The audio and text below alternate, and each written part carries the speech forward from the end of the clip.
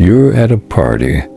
Everyone's laughing, talking about surface-level things, weekend plans, the latest show, small talk that fills space. And you're standing there feeling completely disconnected. Not because you're antisocial, but because your brain won't stop asking questions no one else seems to be asking. Why do people act this way? What patterns am I seeing? What does this all mean? Welcome to the psychology of deep thinkers. People who can't help but analyze everything, who see connections others miss, who live perpetually in their own heads, dissecting ideas, questioning assumptions, searching for meaning in a world that often settles for distraction. Deep thinking isn't just intelligence. It's a specific cognitive style, a way of processing the world that goes several layers beneath the surface. And it comes with both extraordinary gifts and significant costs. The ability to see what others can't, the burden of thinking when you'd rather just feel, the loneliness of depth in a shallow world. If you've ever felt like your mind won't shut off, like you're constantly analyzing while everyone else is just living, this is for you. Subscribe to that stoic stick, because we're breaking down the psychology that actually explains how your brain works. Not how you wish it worked.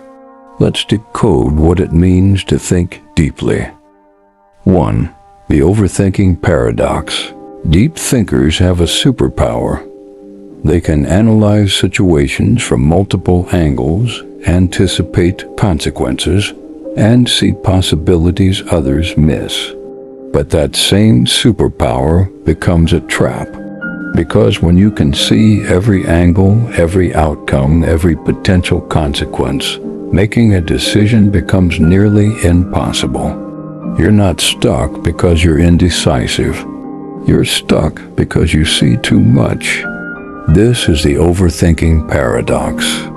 The same cognitive ability that gives you insight also creates paralysis. Your brain won't settle for the obvious answer. It keeps digging, finding new layers, new complications, new variables. And the more you think, the less clear things become. What started as analysis turns into rumination, endlessly cycling through the same thoughts without reaching resolution. Here's what's happening neurologically. Deep thinkers have heightened activity in the prefrontal cortex, the brain region responsible for complex reasoning and decision-making. But they also tend to have less efficient decision-making circuits. Their brains generate more options and spend more time evaluating them, but struggle to reach a stopping point. There's no natural enough signal. So they keep thinking, keep analyzing, keep questioning, long past a point where additional thinking adds value. The problem is that analysis has diminishing returns. The first level of thinking, considering the immediate situation, is valuable. The second level, anticipating consequences, is also useful. But the fifth level, the 10th, you're no longer gaining insight. You're just exhausting yourself, creating hypothetical scenarios that will probably never happen, and paralyzing your ability to act. This is the difference between productive deep thinking and destructive overthinking. Productive thinking moves you toward clarity and action. It analyzes, synthesizes, and concludes. Destructive overthinking loops. It revisits the same questions, generates anxiety instead of answers, and keeps you stuck in analysis mode without ever shifting to execution mode. Deep thinkers also struggle with something called analysis paralysis in social situations. Someone says something. A normal thinker takes it at face value and responds. A deep thinker dissects it. What did they really mean? What's the subtext? Are they being genuine or performative? What should I say that's authentic, but also socially appropriate? By the time they've analyzed all of this, the moment has passed. The conversation moved on. They look distant or awkward, not because they don't care, but because they cared too much and thought too deeply. There's also the perfectionism trap. Deep thinkers see all the ways something could be better, which makes it hard to be satisfied with good enough. They can envision the ideal outcome, so anything less feels like failure. This applies to decisions, creative projects, relationships, career moves, everything. The gap between what is and what could be becomes a source of constant dissatisfaction and hesitation. Rumination, the repetitive, passive focus on problems without moving toward solutions, is where overthinking becomes genuinely harmful. Deep thinkers are prone to this because their brains are wired to seek understanding. But some things can't be fully understood. Some questions don't have satisfying answers. And some problems can't be solved through thinking alone. But the deep thinker keeps trying anyway, replaying scenarios, analyzing past conversations, obsessing over what they should have said or done differently. This is mentally exhausting. It drains cognitive resources. It spikes anxiety and cortisol. And worst of all, it creates the illusion of productivity. You feel like you're working on the problem because you're thinking about it constantly. But thinking isn't solving. Rumination is mental spinning. Lots of motion, no progress. So where's the line between insight and rumination? Insight feels clarifying. It moves you forward. It generates new understanding or a path to action. Rumination feels heavy. It circles back to the same points. It increases anxiety without increasing clarity. If your thinking is making you smarter or more prepared, it's insight. If it's just making you more anxious and less capable of acting, it's rumination.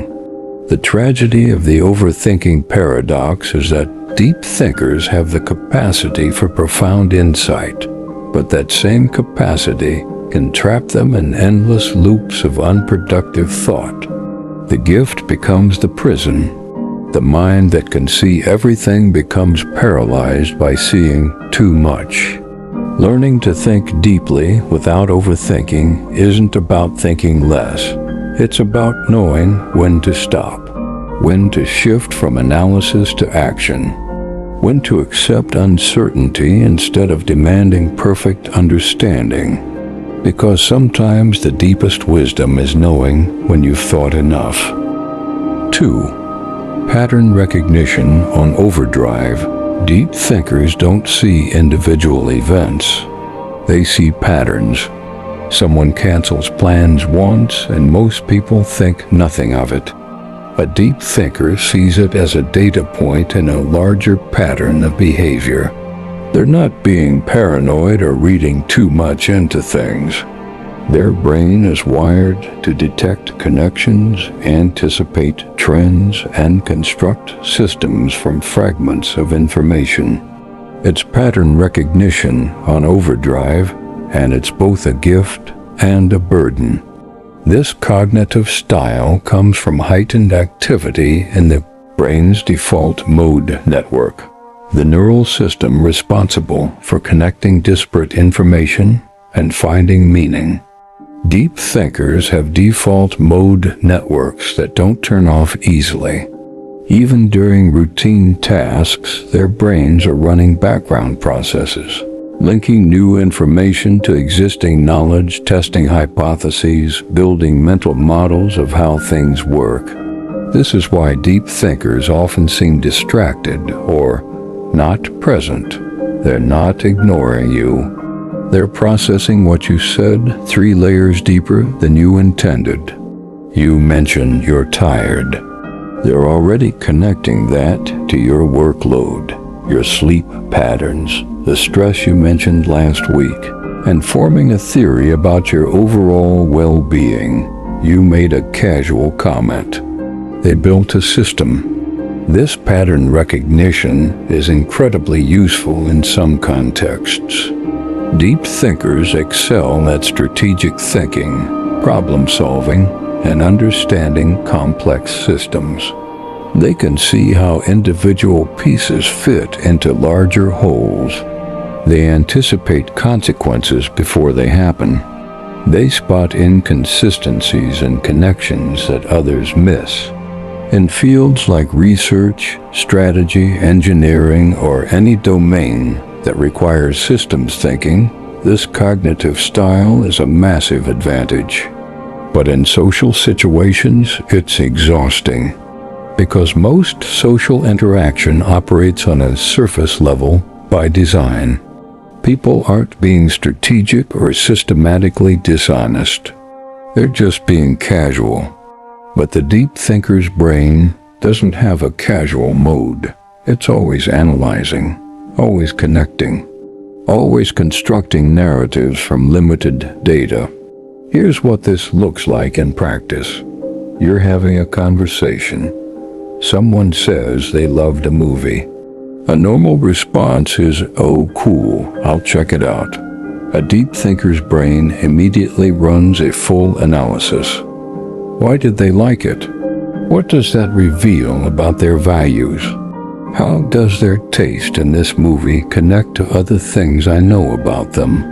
What does this mean about compatibility or shared worldview? The deep thinker isn't trying to overanalyze. Their brain just does this automatically. This makes small talk nearly impossible. Small talk exists specifically to avoid depth. It's social lubrication, not meaningful exchange. But deep thinkers struggle with this because their brain keeps trying to find the deeper meaning in meaningless exchanges. Someone asks, "How are you?" And the deep thinker's brain treats it like a genuine question, deserving a genuine answer, when really it's just a social script. They feel inauthentic giving the scripted response, but giving an honest answer violates social norms. It's a no-win situation. Pattern recognition also makes deep thinkers hyper-aware of social dynamics that others don't notice or don't care about. They see power structures in group conversations.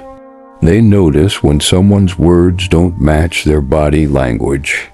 They detect subtle shifts in tone that signal discomfort or dishonesty. And once they see these patterns, they can't unsee them. Social interaction becomes less about connection and more about navigating complexity that no one else acknowledges exists. There's also the prediction problem. Deep thinkers are constantly running simulations. If I say this, they'll respond like that, which will lead here. They're playing chess while everyone else is playing checkers. This makes spontaneity difficult because their brain is always several moves ahead, anticipating outcomes and optimizing for them. Conversations become strategic rather than organic. The loneliness kicks in here too. When you're constantly seeing patterns and systems that others don't see, you start to feel like you're living in a different reality. You try to share what you've noticed, and people look at you like you're overcomplicating things. And maybe you are, but you can't help it. Your brain is wired to see connections. Turning it off isn't an option. This is why deep thinkers often gravitate toward solitary activities or small groups of similarly minded people. Large social gatherings are cognitively overwhelming. Too many variables, too many patterns to track, too much noise and not enough signal. It's not social anxiety in the traditional sense. It's cognitive overload from a brain that's processing far more information than the situation requires. Pattern recognition is a superpower when applied to the right problems. But applied to casual human interaction, it becomes a curse, because most of life isn't a puzzle to be solved. Sometimes it's just people being people. And for the deep thinker, accepting that simplicity is the hardest thing of all. 3. The loneliness of depth. There's a specific kind of loneliness that deep thinkers experience, and it has nothing to do with being alone. You can be surrounded by people and still feel completely isolated, because the loneliness isn't about physical presence. It's about intellectual and emotional resonance. It's about living in a depth that most people don't inhabit, and the exhausting realization that finding someone who thinks at your level is rare. Deep thinkers don't just want conversation. They want exploration. They want to dissect ideas, question assumptions, and dive into the complexity of things. But most people don't operate this way. Most people are satisfied with surface-level exchanges. They're not being shallow. They're just wired differently. Their brains don't compulsively dig for deeper meaning.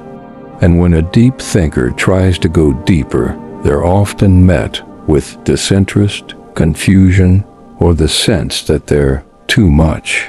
This creates a painful dynamic. The deep thinker tones themselves down to fit in. They learn to suppress their natural curiosity, to ask fewer questions, to keep their observations to themselves. They participate in small talk even though it feels hollow. They laugh at jokes that aren't funny. They nod along to conversations that bore them. And they do this because the alternative, being fully themselves, often results in social rejection or being labeled as intense, weird, or exhausting. But suppressing depth doesn't make the loneliness go away. It makes it worse, because now you're not just lonely. You're lonely while pretending to be someone you're not. You're performing a simplified version of yourself, and the gap between who you are and who you're pretending to be becomes a source of deep alienation. You're surrounded by people, but none of them actually know you. They know the edited version, the socially acceptable version, not the person who lives in your head. The irony is that deep thinkers often have many acquaintances but few real connections. They can navigate social situations competently. They're often well-liked. But liking isn't the same as understanding, and deep thinkers crave understanding. They want someone who can meet them in the depths, who doesn't need everything explained, who can hold complex ideas without needing to resolve them immediately. That kind of connection is rare. This is why deep thinkers often feel misunderstood. They say something and people take it literally when it was meant metaphorically.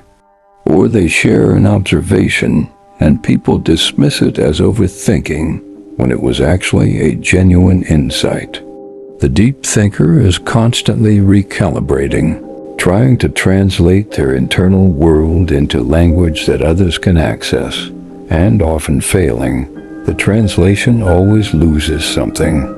The nuance disappears. The depth flattens. Living in your head compounds the isolation.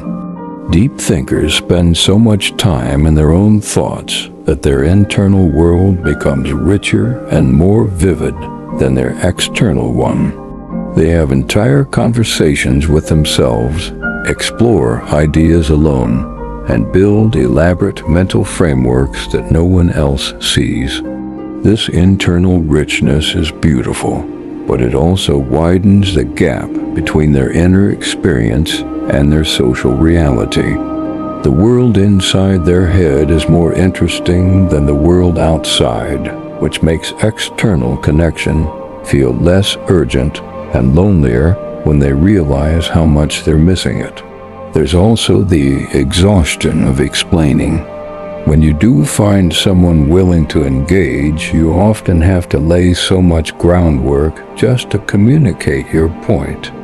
You have to backtrack, define terms, and build the conceptual scaffolding before you can even get to the idea you wanted to discuss.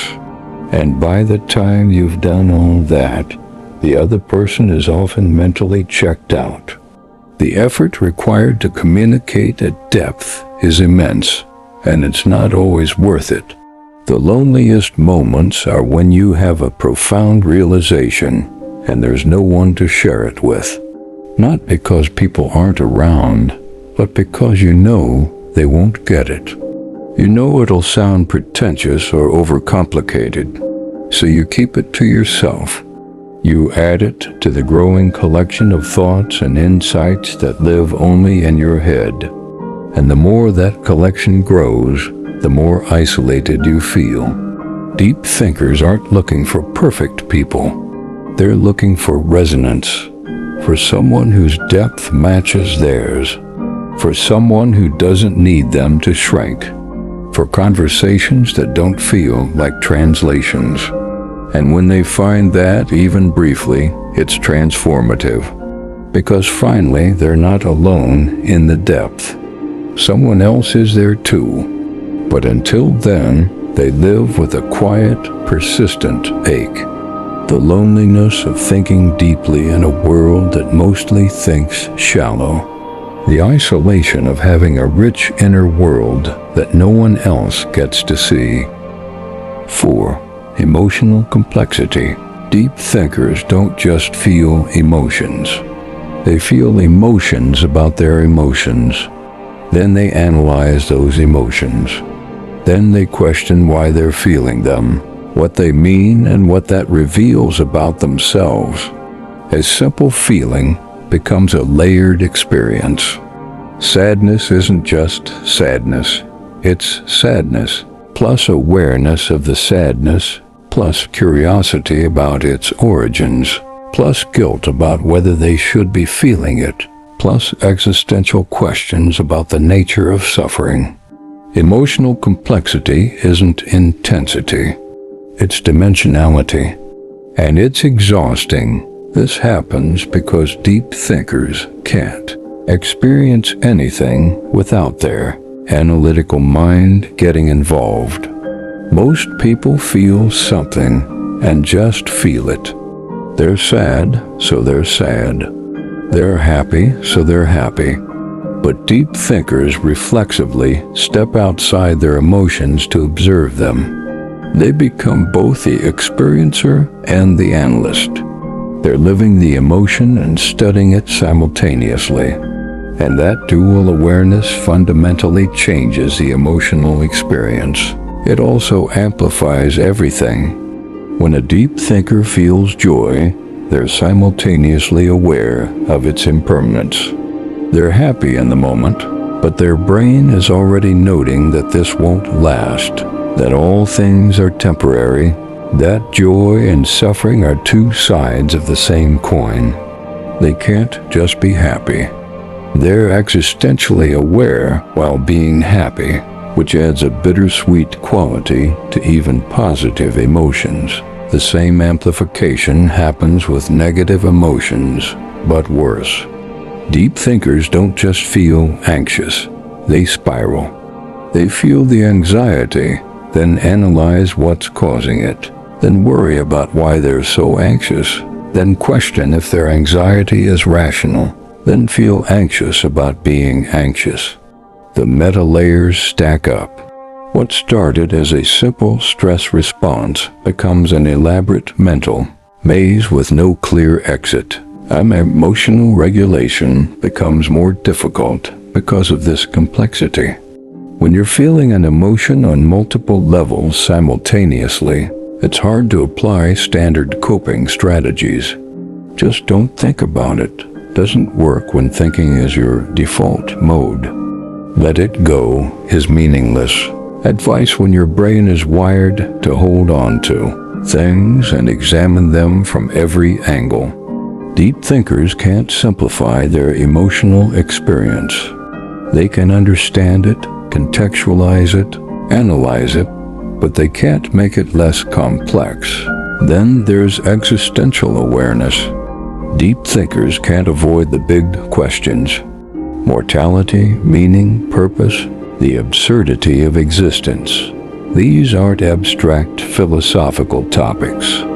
They're lived realities that intrude into daily life. A deep thinker can be doing something mundane like grocery shopping and suddenly be struck by the awareness of their own insignificance in an indifferent universe. It's not depression, it's clarity. And clarity about existence isn't always comforting. This existential awareness creates what philosophers call cosmic loneliness, the realization that you're a temporary, conscious being in a universe that doesn't care whether you exist or not. Most people either don't think about this or have developed mental frameworks, religion, purpose, distraction, that buffer them from the starkness of it. Deep thinkers feel it directly. They can't unsee it. And while they can find meaning despite it, the awareness never fully goes away. Here's where ignorance is bliss becomes painfully true. Deep thinkers see too much. They're aware of the suffering in the world, the systemic injustices, the inevitable decay of all things, the contradictions people live with, the performative nature of social reality. They can't turn off that awareness. An awareness without the ability to fix what you're aware of creates a specific kind of suffering. You see the problems clearly, but you're largely powerless to solve them. So you just carry the weight of knowing. This is also why deep thinkers often struggle with simple pleasures. Other people can watch a mindless TV show and just enjoy it. The deep thinker watches it and can't stop analyzing the narrative structure, the character motivations, the underlying themes, the societal messages it's reinforcing. They can't just consume entertainment. They dissect it. And dissection kills spontaneous enjoyment. Relationships carry this complexity too. Deep thinkers don't just love someone. They love them while being acutely aware of the relationship's fragility, the ways it could fail, the inevitability of change, the mortality of both parties. They can't experience intimacy without awareness of its temporality. It doesn't make the love less real, but it makes it heavier. Every connection carries the shadow of its ending. There's a term in psychology called depressive realism, the idea that mildly depressed people actually see reality more accurately than optimistic people. Deep thinkers often experience this. They see things as they are, not as they wish they were, and reality, unfiltered, is often uncomfortable. Most people maintain a slight positive illusion about themselves, their future, and their control over life. Deep thinkers strip away those illusions. They see the randomness, the chaos, the lack of inherent meaning, and they have to construct meaning anyway, knowing full well that they're constructing it. This is the emotional cost of depth. You feel more, you see more, and you carry more. And while there's richness in that complexity, there's also a weight, because sometimes ignorance really is bliss. And deep thinkers traded bliss for clarity a long time ago. 5. The gift and the curse. Deep thinking is simultaneously the best and worst thing about certain people. It's the source of their greatest contributions and their deepest suffering. It drives innovation, creates art, solves complex problems, and generates meaning in a chaotic world. But it also breeds anxiety, paralysis, isolation, and existential dread. The same cognitive wiring that produces brilliance also produces torment. And the challenge isn't to eliminate one or the other. It's to learn how to harness the gift without being destroyed by the curse. Let's start with the gift. Deep thinkers are behind most major innovations and breakthroughs. They're the ones who question assumptions everyone else accepts. They seek connections between disparate fields. They imagine possibilities that don't yet exist. Scientific revolutions, technological advances, artistic movements, these come from people who couldn't accept surface-level answers and kept digging until they found something new. Deep thinkers also create meaning. In a world that doesn't come with an instruction manual, they're the ones constructing frameworks for understanding existence. They write the philosophy, the literature, the art that helps other people make sense of being alive. They turn the chaos of experience into coherent narratives. They find patterns in the noise. They give language to things people feel but can't articulate. And on a personal level, deep thinking creates a richness of experience that shallow engagement can't provide. Deep thinkers live in high resolution. They notice subtleties, appreciate complexity, and extract insight from situations others overlook. Their inner world is textured, layered, endlessly interesting. They don't need constant external stimulation because their mind generates its own content. That's a genuine advantage. But here's the curse. That same mind never stops. The analytical engine that produces insight also produces worry, rumination, and spiraling thoughts. Deep thinkers can't turn off their pattern recognition, which means they see problems everywhere. They anticipate disasters that might never happen. They analyze past conversations for mistakes they probably didn't make. Their brain, designed to solve problems, treats everything, including things that can't be solved, as problems requiring solutions. This breeds anxiety, not the vague nervousness of everyday stress, but the specific anxiety of seeing too much and controlling too little. Deep thinkers are acutely aware of all the ways things could go wrong, all the variables they can't account for, all the uncertainties that can't be resolved. And that awareness is relentless. It doesn't take breaks. It doesn't respect boundaries between work and rest. It's always running. The curse also includes the isolation we've already discussed, the emotional complexity, the difficulty connecting with others, the exhaustion of living several layers deeper than most people. Deep thinking isn't just a skill you use when you need it. It's a constant state of being, and that state is often uncomfortable. So how do you use depth without being consumed by it? First, you have to accept that you can't turn it off. Trying to stop thinking deeply is like trying to stop being yourself.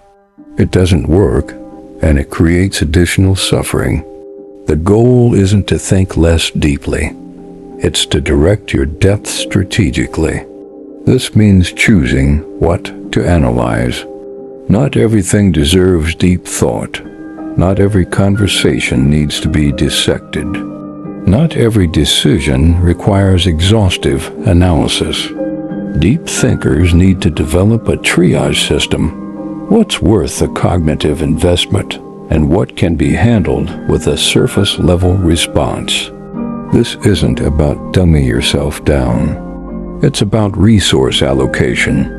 Save your depth for things that matter. Second, you need outlets. Deep thinking generates a massive amount of mental content. If you don't externalize it through writing, creating, building, teaching, it accumulates and becomes oppressive. Outlets aren't just hobbies. They're pressure release valves. They transform rumination into productivity. They give your depth a purpose beyond just cycling in your own head. Third, you need boundaries between thinking and being. Meditation, physical activity, nature, these aren't luxuries for deep thinkers. They're necessities. You need practices that temporarily suspend analysis and let you exist without commentary. Not forever, just long enough to reset. Deep thinkers often resist this because it feels like wasting their cognitive capacity. But a brain that never rests becomes less effective, not more. Fourth, find your people. The loneliness of depth diminishes significantly when you find even one or two people who operate at your level. You don't need a crowd, you need resonance. Quality over quantity. People who don't make you feel like you need to translate yourself. And finally, make peace with the paradox. Deep thinking will always be both gift and curse. You will create meaningful work and also spiral into anxiety. You will see beauty others miss and also see suffering you can't fix. You will connect deeply with a few people and feel alienated from many. This isn't a bug to be fixed. It's the nature of the wiring. The goal isn't to eliminate the curse. It's to leverage the gift so effectively that the curse becomes bearable. To produce enough meaning, create enough value, and build enough connection that the weight of depth feels worth carrying, because it is. The world needs deep thinkers. It needs people who won't accept easy answers, who see what others miss, who turn complexity into clarity. You just have to survive being one. So that's the psychology of deep thinkers. The overthinking paradox, where the same mind that generates insight also creates paralysis. The pattern recognition that connects dots others miss, but makes social interaction exhausting. The loneliness of living in a depth most people don't inhabit. The emotional complexity that amplifies every feeling and strips away comforting illusions. And the fundamental tension between the gift of seeing more and the curse of never being able to unsee it. If you're a deep thinker, none of this is news. You've lived it. You know what it's like to feel too much, think too much, see too much. You know the exhaustion of translating yourself for a world that doesn't naturally speak your language. You know the loneliness of having a rich inner world that no one else gets to see. But here's what matters. You're not broken. You're not overthinking because something's wrong with you. You're wired for depth in a world optimized for surface. And while that creates real challenges, it also creates real value. The innovations, the art, the meaning, the connections that actually matter, these come from people like you. People who couldn't accept the shallow answer and kept digging until they found something true. The key is learning to use your depth without being consumed by it. Direct it strategically. Find outlets. Build boundaries. Connect with people who get it. And make peace with the paradox of being both blessed and burdened by the way you think. Deep thinking isn't something you chose. It's something you are. And the world needs what you see, even if it doesn't always understand how you see it. If this resonated, drop a comment and tell me which part hit hardest. And subscribe to that Stoic Stick for more psychology that doesn't just skim the surface. We go as deep as you do. Stay thoughtful, stay curious. And remember, depth is lonely, but it's also where all the meaning lives.